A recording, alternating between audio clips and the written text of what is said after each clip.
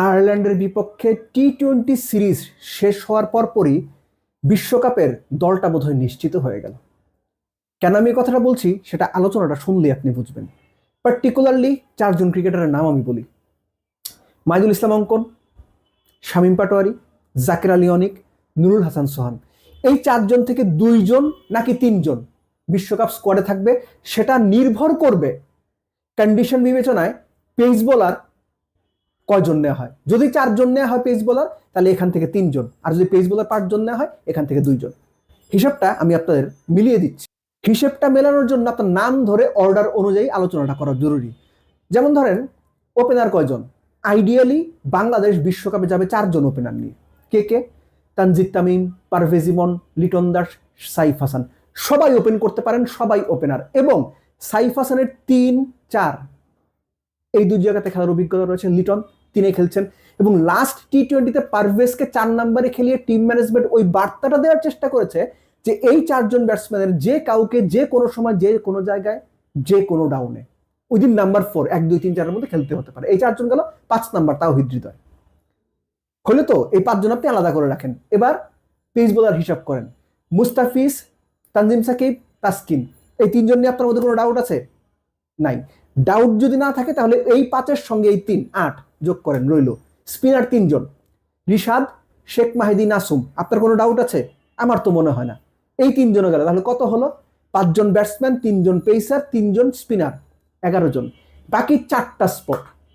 এই 4টা স্পটের জন্য যে কন্ডিশনে খেলা, ওই কন্ডিশন বিবেচনায় বাংলাদেশ কি আরো এক্সট্রা 2 জন পেসার নিবে?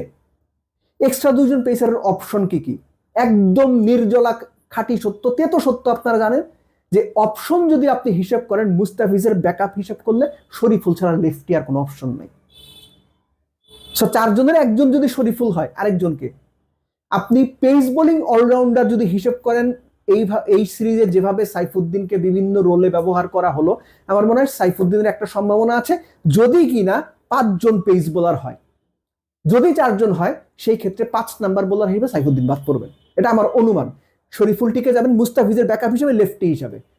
সো সাইফুদ্দিন যদি না টেকেন, সেই ক্ষেত্রে ওই যে শুরুতে বলছিলাম মাইদুল অঙ্কন, শামীম পাটোয়ারি, জাকের আলী অনিক, নুরুল হাসান সোহান, এই 4 থেকে 2 জন না 3 জন।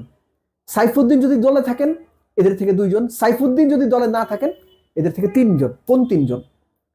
জাকের, সোহান, শামীম পাটোয়ারি। মাইদুল অঙ্কনকে আমি কেন যেন বিশ্বকাপ স্কোয়াডে দেখি না। তিনি বিশ্বকাপ স্কোয়াডে থাকবেন এটা আমার মনে হয় না। তাকে যদি বিশ্বকাপের জন্য দারুণভাবে বিবেচনা করা হতো, আয়ারল্যান্ড সিরিজে তাকে ম্যাচ খেলানো হতো। এবং এই প্রশ্নটা প্রেস কনফারেন্সে লিটনকে করা হয়েছিল। এমনকি তাকে সুযোগ করে দেওয়ার জন্য এশিয়া কাপের, ইমার্জিং এশিয়া কাপের যে ফাইনালটা হলো, সেখানে টিম ম্যানেজমেন্টের নির্দেশনা গিয়েছিল তাকে যেন খেলানো হয়, তিনি শূন্য করে সেই নির্দেশনার প্রতিদান দিয়েছেন। কিন্তু তিনি দেশে ফেরার পর তারা কিন্তু ম্যাচ খেলানো হলো না। অর্থাৎ জাকের, নুরুল হাসান সোহান, শামীম পাটোয়ারি, এই 3 জনই থাকার সম্ভাবনা বেশি। কিন্তু যদি 2 জন থাকেন তাহলে কি হবে? ধরো আমি সাইফুদ্দিনকে নিয়ে নেওয়া হয়েছে, পেস বোলিং অলরাউন্ডার অপশন হিসেবে নেওয়া হয়েছে, একটা লেফটি ব্যাটসম্যান অপশন, আমি সবকিছু মেনে নিচ্ছি। তখন কিন্তু হিসাব ঘুরে যাবে। এই কারণে আমি বারবার যে কথাটা বলার চেষ্টা করেছি, নাম্বার 2 থেকে নাম্বার 8 আপনি সাফল রিসাফল করতে পারেন। আপনি পারভেজ ইমনকে 4-এ খেলাতে পারেন, 3-এ খেলাতে পারেন, নট এ বিগ ডিল। 2 থেকে 8 পর্যন্ত আইডিয়ালি বাংলাদেশের কোনো লেফটি নাই। এই জায়গাতেই শামীম পাটোয়ারির সুযোগ, এবং ক্যাপ্টেনও সেটাই মনে করেন।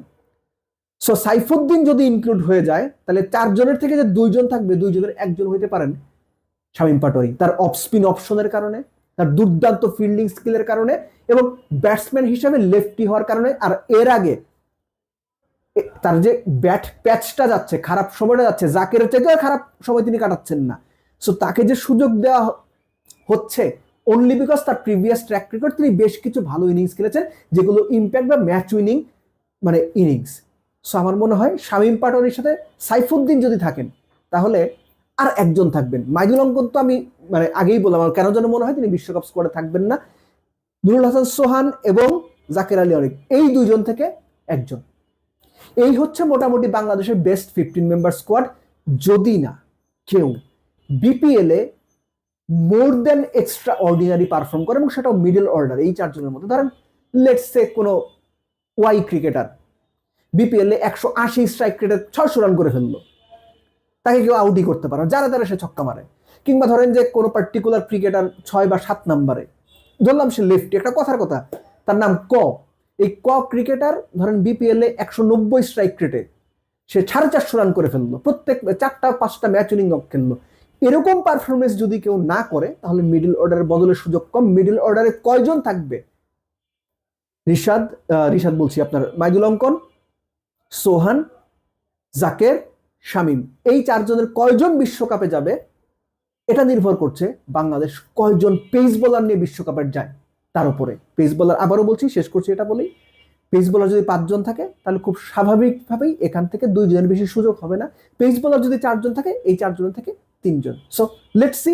অনেক আগেই বিশ্বকাপের কথাটা বলে রাখলাম, কেননা লিটনের প্রেস কনফারেন্স শুনে আমার মনে হয়েছে তিনি মোটামুটি তার দল গুছিয়ে ফেলেছেন, এবং শেষ মুহূর্তে যদি গাজী আশরাফ লিপুর সঙ্গে তার টোকাটুকি না লাগে, তাহলে মোটামুটি এরকম একটা দলই বাংলাদেশ বিশ্বকাপে নিয়ে যাবে, এটা মোটামুটি আপনি নিশ্চিত থাকতে পারেন।